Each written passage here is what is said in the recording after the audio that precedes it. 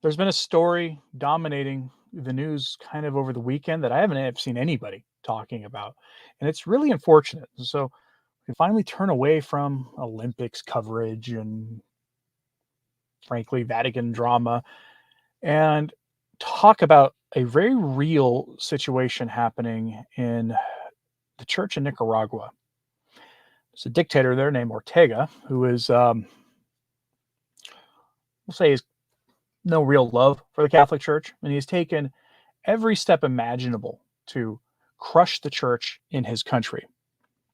I wish good morning to everybody watching this in the live chat. Please pray for these priests that you're about to hear from today.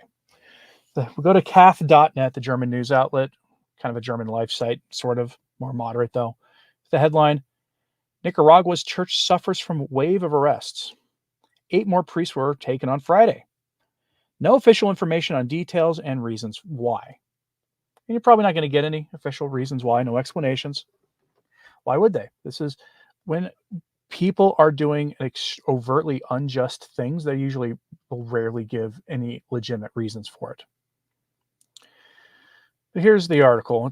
You can see it's extremely short. I mean, I quote, I do pull quotes from longer articles that are longer than this. So, quote, more priests were arrested in Nicaragua on Friday. A total of 8 priests and 1 deacon were arrested, most of them in the Diocese of Matagalpa, as the Portugal Vatican News reports with reference to the Nicaraguan press.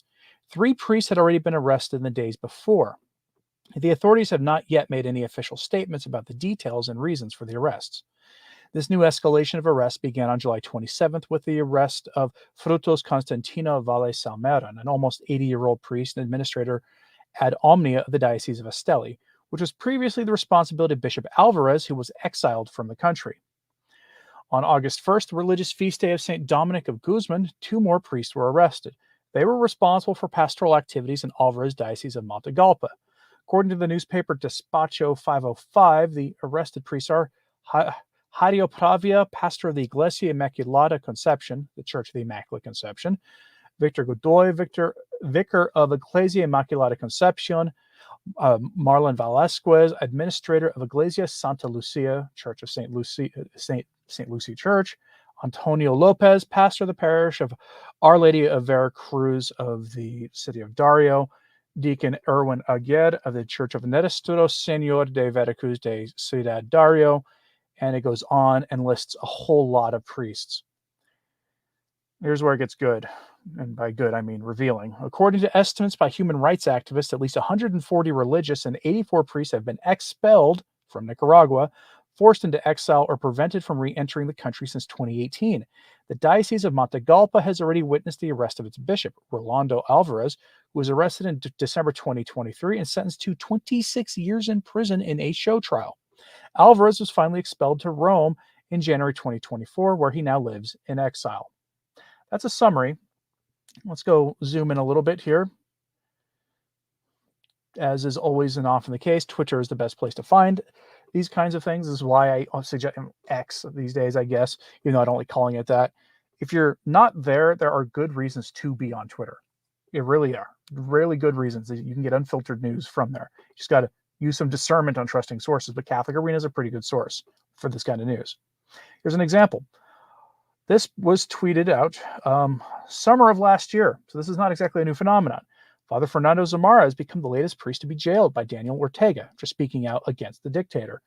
Ortega has jailed a bishop, expelled nuns, and shut down Catholic media in the past 2 years. Guarantee you, if I was doing this in Nicaragua, I would probably be, I or Taylor Marshall or anybody like us would have had run-ins with the state. Another one from Catholic Arena. Yet another priest has been unlawfully detained by dictator Daniel Ortega. Father Hector Tremino was taken by Nicaraguan police today. That's from December of last year. I think you're beginning to see a pattern here. There are many, many, many of these. And this is from Catholic News World. And this is the most recent story. This was first starting to get reported on the 31st of July. Headline: Another priest arrested in Nicaragua, reportedly taken by the government. So please pray for this priest and all the priests you're going to hear about in this short live stream today. Another Catholic priest in Nicaragua has reportedly been taken by its government. Father Frutos Constantino Valle Salmarion, administrator ad omnia of the Diocese of Esteli in Nicaragua. Administrator ad omnia means he was running the diocese because his bishop is now living in Rome because he can't come home. It was age 80 he was taken. He has dedicated 50 years to priestly life. He was appointed ad omnia administrator by the Vatican and was taken by the police. The priest also suffers from multiple illnesses. According to information from dissident media in Nicaragua, the priest was taken to the National Seminary of Our Lady of Fatima in Managua, where he is, quote, subjected to the regime of seminary as prison, since that place is, according to the same sources, under 24-hour police surveillance. By the way, there is something weirdly historically appropriate for the state to be using the National Seminary of Our Lady of Fatima in that country to do this. If you're familiar with the Fatima story, at one point the state in Portugal took the Fatima seers, the very young Fatima seers, and put them in a cell to prevent them from actually seeing and leading the group of pilgrims to the apparition. I believe that was actually the August apparition too. So there's something oddly familiar about this story. In the same diocese, the state has prohibited the ordination of new priests. 3 deacons were to be ordained on Saturday, July 27th by the Bishop of Ortega and the President of the Episcopal Conference of Nicaragua, Monsignor Carlos Enrique Herrera. The state, through the police, prohibited the priestly ordination of 3 deacons of the Diocese of Esteli, which was scheduled for this Saturday, July 27th, at the Cathedral of Our Lady of the Rosary, in the so-called Diamante de las Segovias. The reasons that they stopped them are unknown, but an ecclesial source confirmed that the ordination ceremony of deacons Helen Jose Martinez Arroyo and a couple of others was suspended, meaning that the state intervened and said no. There is an overt hostility there in what we think of as the most Catholic place in the world, Central and South America, to the faith. It's one of those uncomfortable truths that not only do you have governments that are hostile to the Catholic Church and trying to stop the ordination of priests, but you also have, and again, a lot of people don't want to admit this, North American from the United States Protestant missionaries going there to quote unquote evangelize and quote unquote spread the gospel to Catholics to get them to leave the faith. And more so, when you get some, we'll say, new arrivals to the U.S. from those parts of the world, many of them leave the Catholic Church almost immediately when they get here. If you've ever driven around any city in Texas or Oklahoma or any other places geographically close to where they're coming in, you will see Spanish language Protestant churches. They are much more in your face and more readily available on the landscape than Catholic churches with Spanish services, widely advertised. It's something that no one in the church talks about. The bishops who are part of the problem in America don't talk about. The church is not nearly as healthy in those parts of the world as they should be. And this stuff isn't helping at all. For whatever reason, the bishops are staying relatively quiet about this. Let's go with another example before we go and talk more about that story that I just told you. This is a story from last fall. Again, you're starting to see a pattern here. They're just constantly, about once a month. This is a priest who publicly asked the faithful to pray for Bishop Alvarez, who was taken. They arrested him. You begin to wonder, why so much silence on this? Why is there so much silence? Why don't they actually speak up? Why doesn't Rome speak up so much about this? And it's one of those kind of uncomfortable things. Yeah, you see some talk, but Francis, for whatever reason, doesn't want to talk about this. And we have another story here from last December. This was a priest who was denied re-entry into Nicaragua. He had gone to Costa Rica to accompany his father, who was in the very tail end of his life, and he was trying to return home and could not get back into his country. What we're seeing here is a coordinated effort to de-Christianize, de-Catholicize that country. Another story from a secular news outlet, from Breitbart. Headline: Ortega regime takes another priest after banishing 19 Catholic clergy. It's from earlier this year. This has been a steady drip, drip, drip.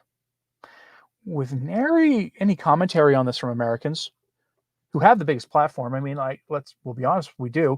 There is, I can never remember his name, but there is a very high-profile Catholic commentator who's got over 1 million subscribers, and he operates out of Brazil. Taylor Marshall had him on his show at one point.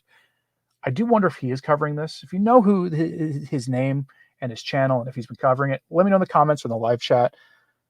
But this has been barely getting any coverage. I have Catholic news outlets, like, few, especially any of the more traditionalist ones, are hardly covering this, and that's really unfortunate. So I had to go to Germany for some sources.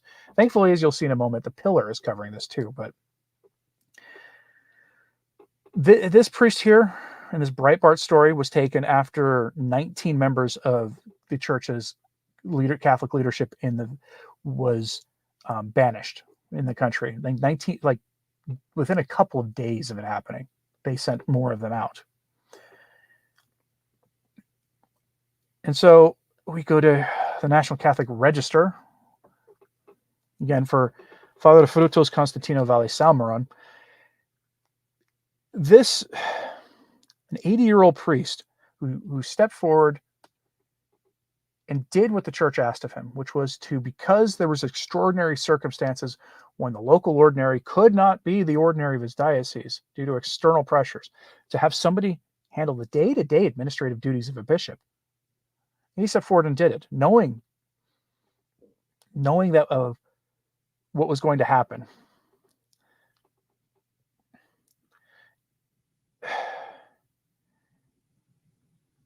It's heartbreaking, really, to even look at this.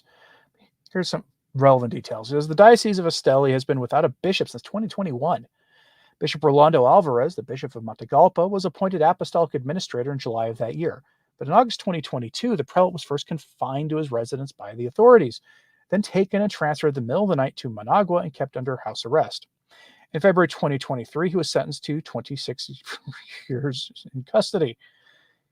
But then he was sent to Rome in January of the year, where he now lives in exile. This is not terribly unique there to that country, unfortunately, either. We go to the Pillar, who reports that there were some ordinations, that on July 20th, 1 priest and 7 transitional deacons were ordained in the Cathedral of St. Peter the Apostle. Now remember, when you start looking at the numbers here, they've had dozens of priests expelled or taken into custody. And so they've managed to ordain 1 priest and 7 transitional deacons. This is a clear attempt to crush the church in that country, to make it impossible for the people to practice their faith. Why? Because you have a single man with authority to do it. Here, they say the 2 sets of ordinations cast a light on the complicated vocational situation in Nicaragua. Complicated is a definite one word to use. The July 20th ordinations may be seen as a sign of hope amid persecution in the Central American country, but the reality is that although seminaries in the country are still maintaining encouraging numbers, it is not clear whether new vocations will be sufficient to replace those in exile from the regime. The church in Nicaragua has faced government persecution since 2018. Still, Matagalpa had a lively vocational situation until the last 2 years, when the persecution intensified with the seizure, imprisonment, and an eventual expulsion of Bishop Rolando Alvarez from the country.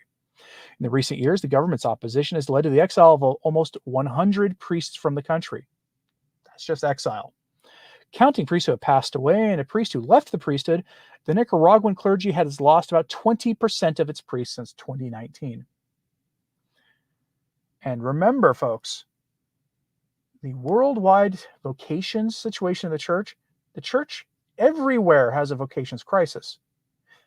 In the places where the crisis is the least impactful, they tend to are usually from the developing world, where they send their priests to the United States and other places so they can then bring wealth back while also doing the work of the church.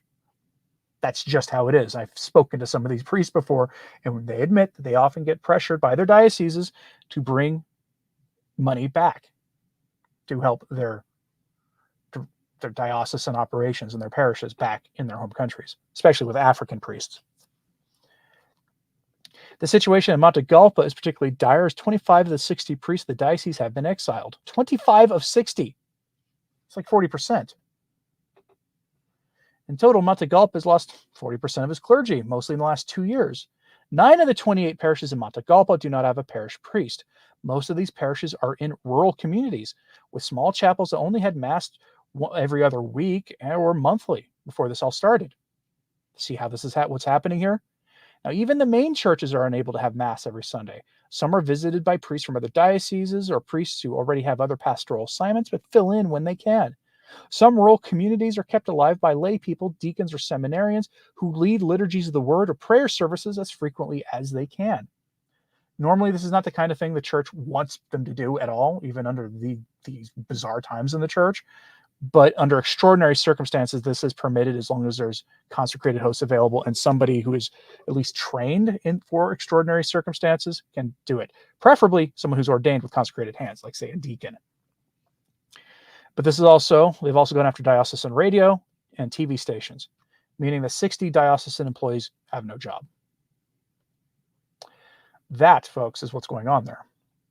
They are trying to crush the church. It's as simple as that.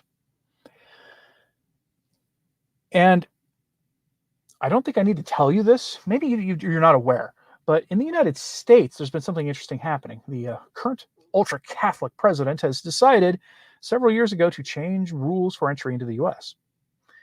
in ways that make it much harder for Catholic priests to come in from other countries. That is compounding vocational problems in the United States. A lot of priests who come from Africa or other places, like I just spoke about, cannot get in now because of changes made by our ultra-Catholic president. And I use ultra-Catholic, and by the way, satirically, because he is obviously not. It's just a badge he wears.